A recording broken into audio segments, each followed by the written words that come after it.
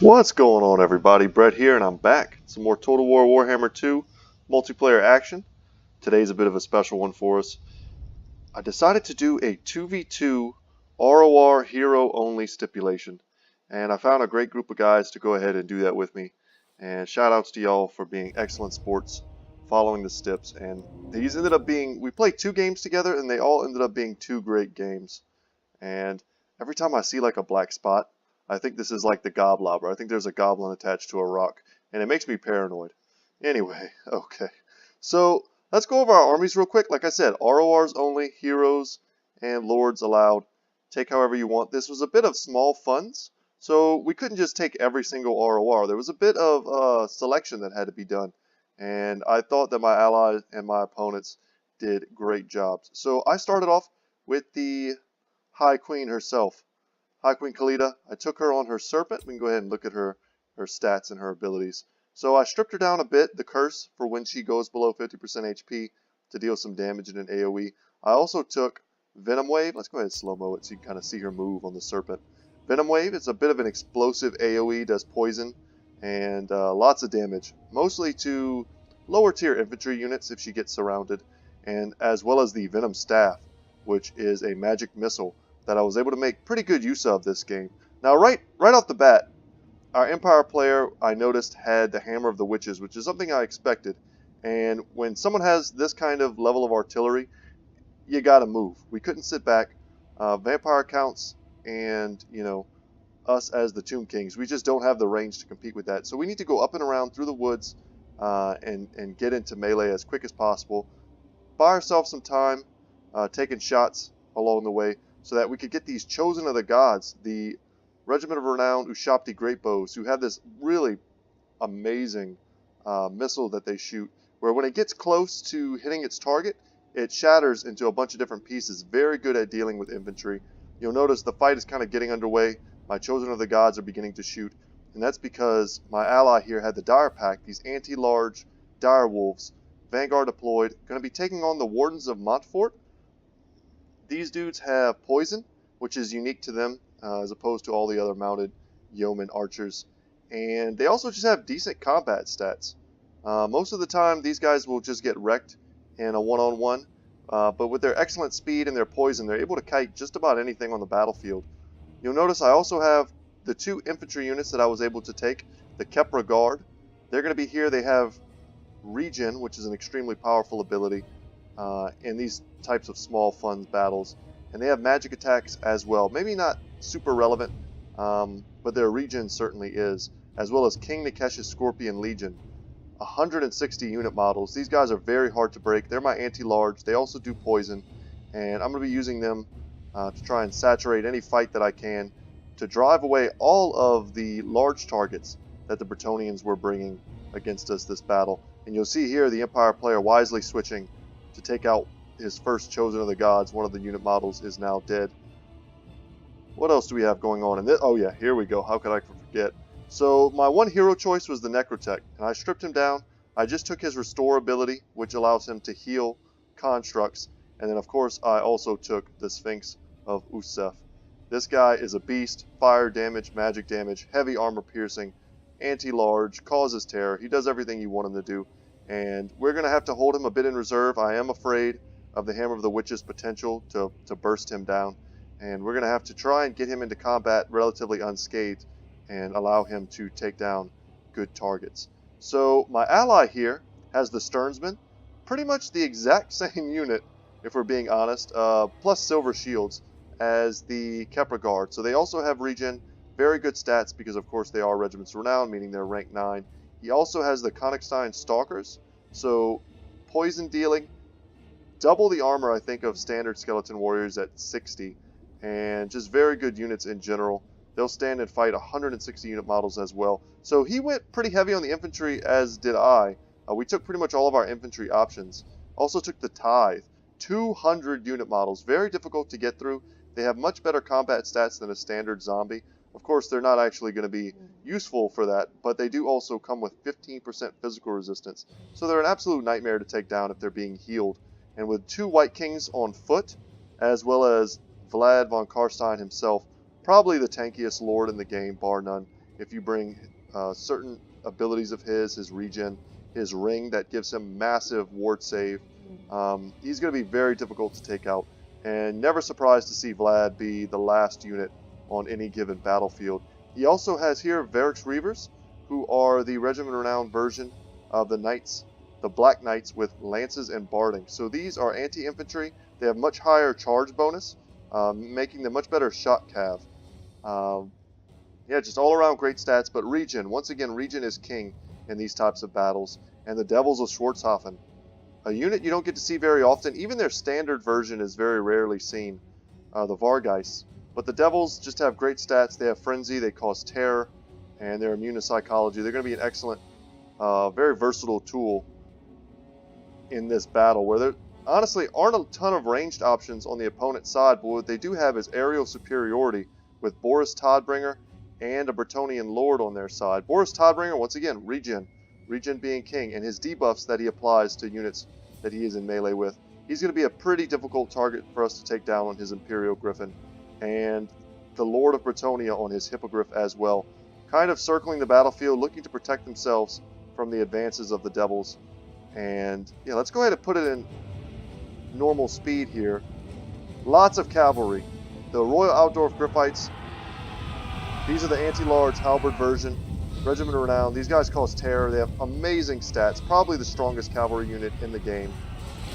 And there they go, they charge into the Varix Reavers. That is not a fight the Varix Reavers want. The Companions of Cloneus, beautiful looking questing knight unit, super high armor piercing, as well as the Defenders of the Fleur-de-Lis, the Knights Errant, who have Frenzy. And they're just going to pile in on the Varix Reavers and look to do damage. Meanwhile, the Vampire Counts units engage in melee right up the pipe into the water, taking those debuffs, but it doesn't really matter unless they fight in the water. And Vlad and his buddies are going to go up and around to look to assist. So I'm taking this fight here. I'm charging with the King Nikesha Scorpion Legion, my spearmen. Not a great fight for them. They're fighting the Holy Wardens of La Maison Tal. These guys have fire and magic damage. They're going to absolutely tear through them. My Scorpion Legion, that is. But I'm going to send my Kepler Guard to intercept these Beast Slayers of Bastion, the anti-large foot squires, with their halberds. And meanwhile, they're taking tons of Overwatch fire from our Blessed Legion. Kind of forgot to go over these guys. They're pretty important. They're going to do a lot of work for us this game. They apply armor sundering to anything they shoot at. So they're weakening the armor of these guys. And here comes the Sphinx of Upsef. Going to get a great charge to the back. And he's going to start going to town, as well as the High Queen Khalida. So if we didn't reinforce our King Nikesha Scorpion Legion, they would be getting absolutely decimated by those battle pilgrims. But of course we will support them. Our Chosen of the Gods have taken a nice position kind of here in the forest, and they're shooting into the Hammer of the Witches, trying to shut it down. You see the Knights of the Lionhearted making a great Rohirrim style charge into the Kanakai Starchers. Yeah, that was a bit of a tongue twister. The Stalkers.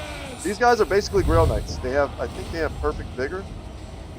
I know they have... I don't think they do have Perfect Vigor. Interesting. I could have sworn they did. But they're just a great Knights of the Realm. They're anti-large cav, and they do a lot of damage versus just about anything they hit. And you see the missiles as they explode in midair. And we were able to take down the Hammer of the Witches, a very high value target. And I'm going to go out and get a little bit ahead of my army here with High Queen Khalida. It felt pretty safe. I'm going to use her explosive poison ability to apply that debuff to everyone around her. And we're going to retreat and send in the big Sphinx to come here and do battle against the Lord. And we're trying to reinforce our ally here. We saw he took quite a hard hit in the woods here. And meanwhile, we're moving up. We're trying not to miss micro anything, that's for sure. Our Kepler Guard are going to be chasing off the Beast Slayers of Bastion off the map. And we're going to be using our spearmen here to try and screen out the Knights of the Lionhearted as best they can. Kind of giving High Queen Khalida, giving our Sphinx free reign. What do we have here? An upgraded Invocation of the Heck is going to keep the Tide, going to keep the Sternsmen healthy and fighting. They're going up against these Flagellants here, the Tattersouls, an unbreakable group. They have, let's see, 12% physical resistance. They also have Frenzy and the Strength of the Penitent. So, yeah, very powerful fighters, but they're a bit mismatched here against the Sternsmen, who do have 90 armor. They want to fight low-tier chaff units, And those types of battles, they are pretty much king. And here's where I messed up, guys. I was so busy kind of messing up this Lord that when the Royal Outdoor Grippites, when Boris Todbringer with all of these armor-piercing buffs popped, they went in on my Sphinx and I was not able to save him. I was able to give him Restore from my Necrotech, and I was able to heal him up just a little bit. You saw there, I was able to use High Queen Khalida's Venomous Spit to take out a couple units of the Demogryph Knights, but it was not going to be enough to save my Sphinx. Boris Todbringer, all of these units do great anti-large damage, armor-piercing damage, and they're going to be able to take down my Sphinx no problem. You'll see here the Bretonnians are rallying out in the corner. Knights of the Lion-Hearted and what's left of the Holy Wardens are fighting off my King Nikesh's Scorpion Legion, as well as the Kepler Guard. And it's a bit of a pit fight, but I think we have the advantage here, basically through sheer numbers. And what I'm worried about now is getting boomed out completely with High Queen Khalida, and I'm doing my best not to let that happen. My Blessed Legion is raining down fire on whoever they can. Chosen of the Gods have targeted the Silver Bullets, the Regiment of Renowned Handgunners, and I think I switched them over in just a bit when I noticed that they are responsible for a lot of the DPS that's going on this battlefield. Yeah, you see there all those major blasts coming off. Must have been targeting the Royal Outdoor Grippites for a moment there. And as these knights ride, they're going to go straight for it. Yeah, I thought for a second they were going to ignore the Blessed Legion, but no, they're going to go straight for them. And with a bit of focus fire, I think we're going to rout these guys. We're almost out of ammunition on our Chosen, so those guys are going to need to get into melee and start making a difference. The Holy Wardens are shattered. The Knights of the Lion-Hearted are broken. This Lord is nearly done for. And High Queen Khalida has been effectively dealing with this Jade Wizard, who has been providing healing this entire battle for the Empire and the Bretonnians. And with the help of the Whites and Vlad himself, we were able to take him down. And now we're able to charge to the back of Sigmar's Sons, the Regiment of Renowned Swordsmen, who are unbreakable, just like the Flagellants. Two very good choices when used in conjunction. They can hold your line pretty much forever. And we're going to get in and amongst them and take them down. But good use of the silver bullets here from the Empire player. He uses them effectively pretty much for the entire game. And we're going to get Queen Khalida in and amongst them, pop that explosion and do tons of damage. But she's already, the nail has already been put into the coffin, guys. She's taken so much damage from their armor-piercing fire, their magic damage, that when Boris Todbringer pops Deadly Onslaught, when what's remaining of the Royal Outdoor Grippites come in and charge her, she is just going to go down. There's really not much I can do about it. So at this point, I found myself a nice little cozy position where I only have to defend one side or the other, and I'm being cycle charged. I'm being cycle charged by these very deadly questing knights here. Go ahead and slow-mo it for a second as the Chosen of the Gods chop up some of these guys on their horses. Questing knights are an awesome unit. They always feel like they're a bit outpriced in the meta, but whenever you can squeeze them in, they do so much damage. But in a meta defined by spells like Final Transmutation, Fate of Buna, things like that, Master Runes of Wrath and Ruin, questing knights never seem to quite get their value. But here, 213 kills. They've been feasting on spearmen and lower tier units. My Chosen of the Gods, even when they run out of ammunition, they're still not pushovers in melee. They're going to be able to surround this Lord, use their mass to tie them down. And with just a little bit of poison, hopefully from the spearmen, he's going to be debuffed enough that way they can take him down. Royal Outdoor Grippites with their unbelievably sweet-looking mounts.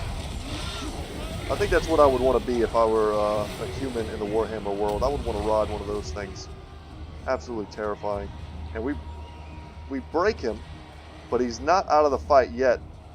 And our unit over here, the Kepler Guard, is fighting what's left of the Knights of the Lion-Hearted, all 8 of these units. And it's not a great fight for them. These guys are meant to be anti-infantry molters, and they're fighting large units and Boris Todbringer, a unit with regen, all the while taking shots in the back from the silver bullets. Quite dangerous.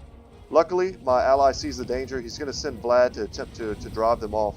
But, he's also going to summon some zombies here. Great play to try and tie them down.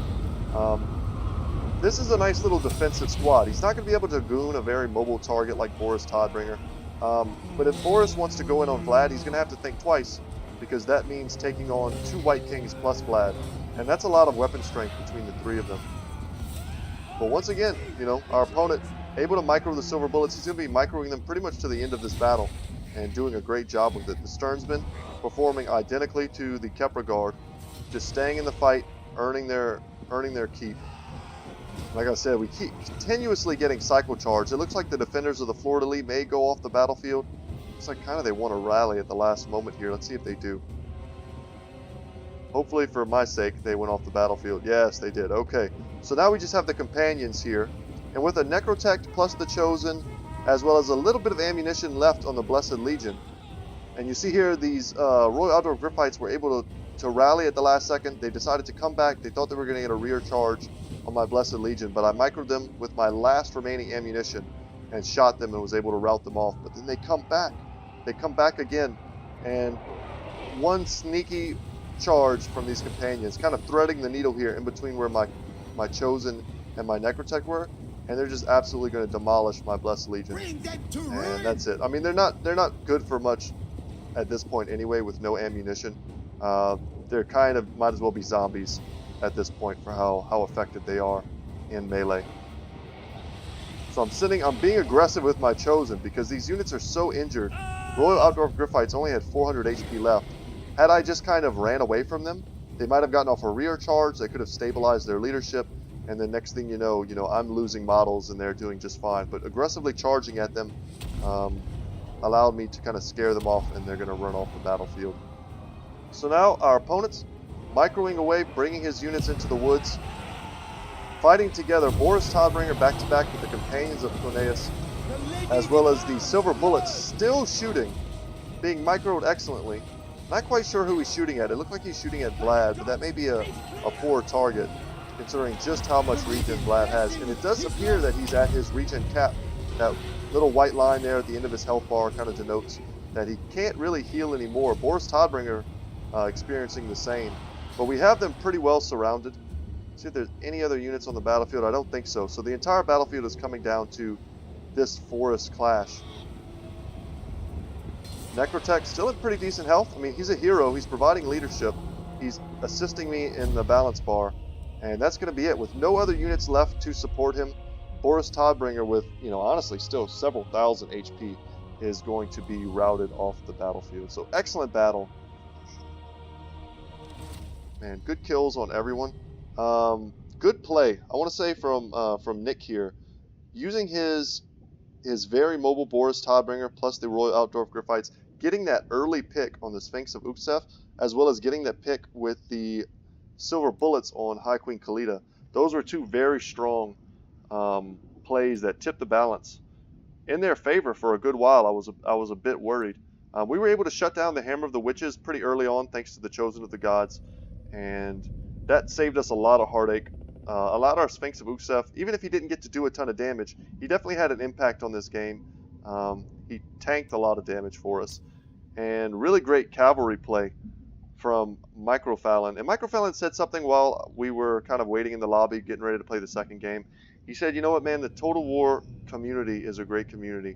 And I share that sentiment a lot. Not a lot of games where you can make a custom game, 3 other people join you. Everyone's super polite. Everyone is super courteous.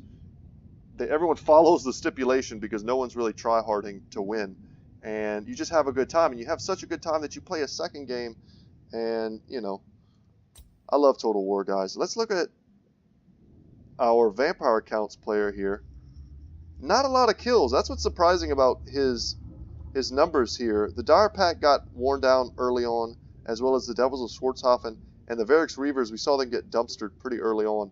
But what was great about his build was the Tithe plus the Königstein Stalkers plus the Sternsmen made such a great tar pit. And you'll see here these kills are amazing because the Empire units they were up against, Sigmar's Sons and the Flagellants, just are not super effective against them. And they were able to really, be at their best. They're such a good unit. And then, of course, even though there are low kills on these 3 units, they ended the battle with nearly perfect health. And, had it come down to, some quote-unquote one-on-one type situations where Boris Todbringer had to fight these 3 units. I don't think he could have done it. No, just too much HP, too much leadership, and too much weapon strength to overcome. But once again, thank you guys. Thank Nick. Thank Micro Fallon, and thank you Google Bobble for your cooperation and for your desire to have fun in this game. Some people take it too seriously, and we just had serious fun. So guys, thank you so much. Once again, my name is Brett. My channel is Good Talk Gaming. I hope you enjoyed this video, and I hope you consider watching the next one. If you haven't subbed already, please consider doing that. I appreciate every single subscriber that I get. I'm a new channel, and I'm trying to grow. And yeah, so like the video if you did like it. And guys, I will see you in the next one. Take care.